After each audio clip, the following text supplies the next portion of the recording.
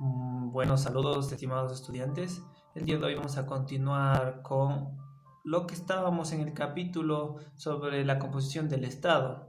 Esta vez vamos a hablar sobre el Parlamento. La anterior clase, en las clases presenciales, hablamos lo que era una asamblea y quiénes conformaban la asamblea y un proceso de la historia para crearse la asamblea. Cómo fueron las asambleas durante las primeras etapas, desde los griegos hasta la asamblea que nosotros ya conocemos.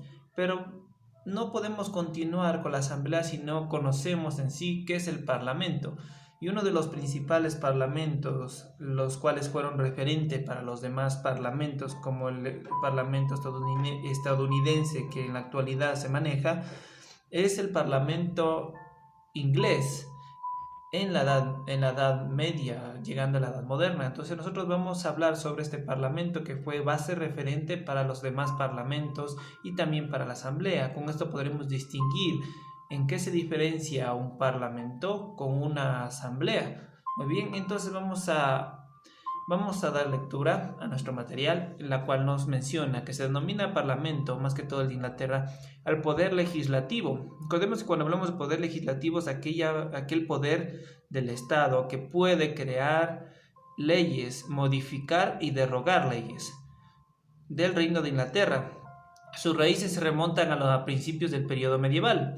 Esto convierte al moderno Parlamento del Reino Unido en uno de los cuerpos legislativos más antiguos del mundo y por esta razón en ocasiones es llamado madre de todos los parlamentos, es por eso que se lo toma como referencia.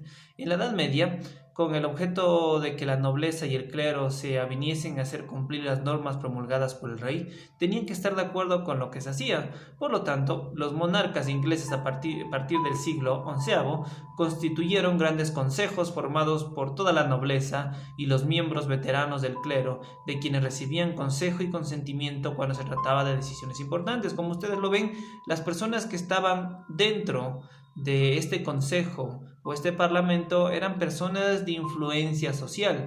No se tomaban en cuenta a las demás personas comunes del pueblo, sino eran personas en su mayoría con dinero, con propiedades, con influencia social o con cierto linaje de nobleza. También, pero esta estructura va cambiando y convirtiéndose en algo más complejo con el paso del tiempo y sobre todo con la dinastía de los Tudor. En aquel entonces no nos vamos a referir en sí de estas dinastías, solo estamos viendo cómo funcionaba el parlamento inglés en aquel entonces, pero los Tudor eran una dinastía monárquica. Continuamos, vamos a ver aquí, vamos a compartir un mapa conceptual en la cual nosotros vamos a definir de forma mucho más breve cómo era el comportamiento del Parlamento inglés, más que todo en los siglos XVII y XVIII. Entonces, así quedaría el Parlamento inglés en el momento que estamos estudiando, ¿no? ¿Ok?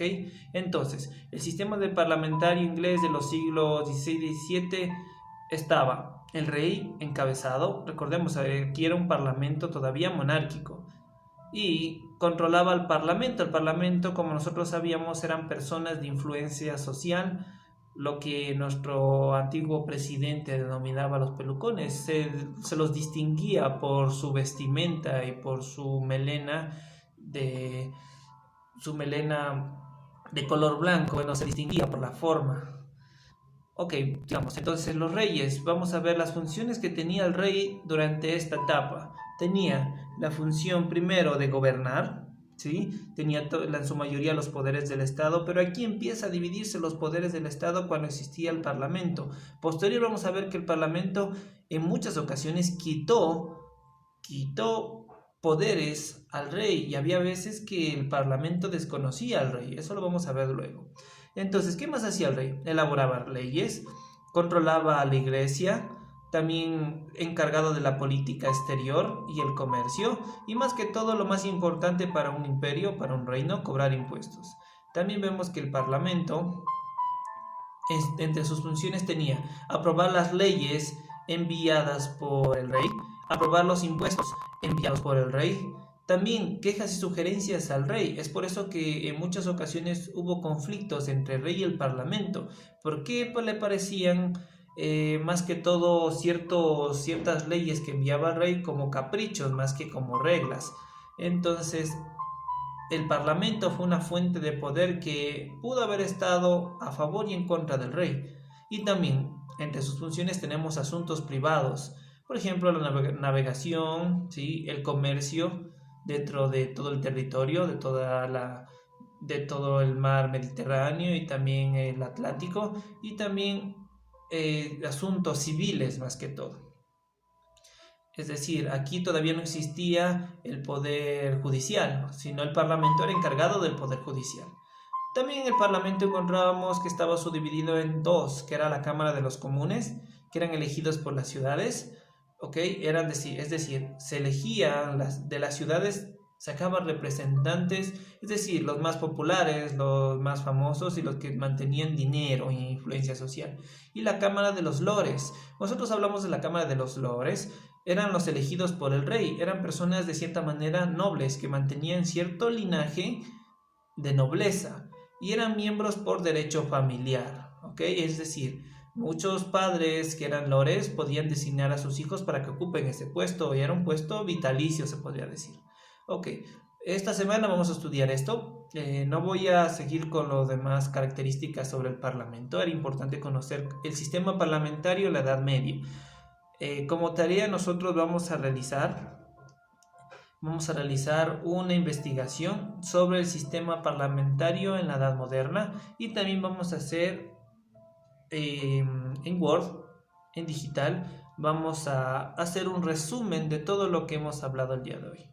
Eso sería toda la tarea y también, si es posible, vamos a llenar los capítulos de nuestro libro de texto, en la cual tenemos, es decir, nuestro taller de la página está por acá debajo. Es importante también leer un poco de la página 149 hasta las posteriores clases de explicar. Y vamos a hacer el taller de la página 150. Es algo muy importante.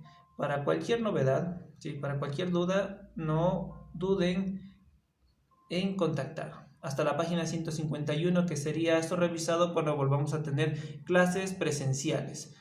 Pero como la tarea ya se explicó anteriormente, en digital se va a enviar lo solicitado. Se les agradece bastante y nos estaremos viendo para la próxima. Saludos.